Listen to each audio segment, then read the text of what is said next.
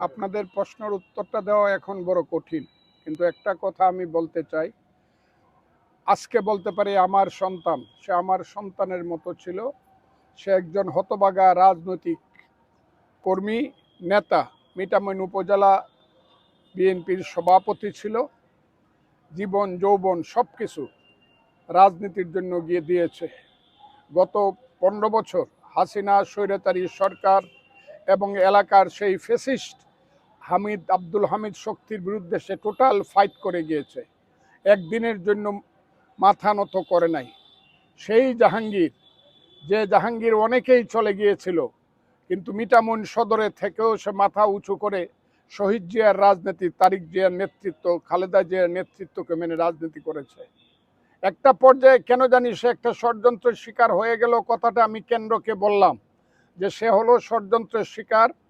সে কোনো ধরনের অন্যায় করে নাই, গাছ সে কাটে নাই, এটা ভিন্ন বিষয়, এটা দেখা যাবে মামলা এবং আদালতে। কিন্তু আজকে আমি বলছি, সেই জাহাঙ্গীর সর্বক্ষণ মৃত্যুর পূর্ব মুহূর্ত পর্যন্ত দলের কাজ করত, আমার সঙ্গে কাজ করত। আজকে মিঠামইন থানার ঢাকিতে আমার ডাকাতি বিরোধী একটা প্রতিরোধ সমাবেশ ছিল। সেইখানে জাহাঙ্গীরের সভাপতিত্ব করার কথা ছিল। সেই অবস্থায় আমিও আজকে মিঠামইনেই যাওয়ার কথা ছিল, ঢাকিতে, কিন্তু আল্লাহ তাকে নিয়ে গেছে ষড়যন্ত্র করে। আমি ভাবতেই পারি না, এটা আমার ভাবনার অধিক, যে কিভাবে হাওর অঞ্চলের মতো একটা শান্ত এলাকাতে, একটা নির্জন নিভৃত এলাকায়, যে হাওর অঞ্চলকে বলা হয় শান্তির নীড়, সেইখানে ঢাকা থেকে এসে একদল লোক তাকে কিভাবে হত্যা করলো। যদিও আজকে আমি শান্ত মনে বলবো না, আমি আমার অশান্ত মনেই বলছি।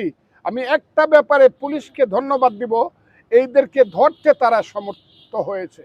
এখন তাদের পুলিশ এবং আসামি বা অপরাধীদের বক্তব্য এবং তাদের কর্মকাণ্ড এবং তাদের ইনভেস্টিগেশনের মাধ্যমে বোঝা যাবে কারা হত্যা করেছে, কারা হত্যার পিছনে ছিল, কারা হত্যাকাণ্ডে মদত দিয়েছে।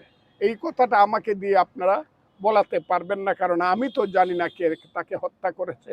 আমি বলবো নিরপেক্ষ তদন্ত হোক, নিরপেক্ষ তদন্তের মাধ্যমে বেরিয়ে আসুক জাহাঙ্গীরের হত্যাকাণ্ডের পিছনে কারা।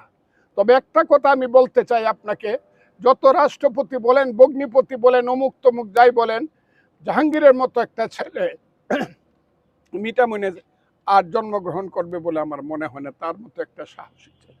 আজকে তার জন্য আমি কালকে সারা রাত ঘুমাতে পারি না।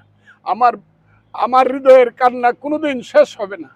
তারপরে আমি বলতে চাই দেশের মানুষের কাছে, আমার দলের কাছে আমি বলতে চাই, আপনারা জিনিসটা ভালো করে লক্ষ্য করুক, যাতে জাহাঙ্গীরের এই নির্মম এবং নিষ্ঠুর এবং এই চক্রান্তমূলক এবং ষড়যন্ত্রমূলক হত্যাকাণ্ডের বিচার হয়।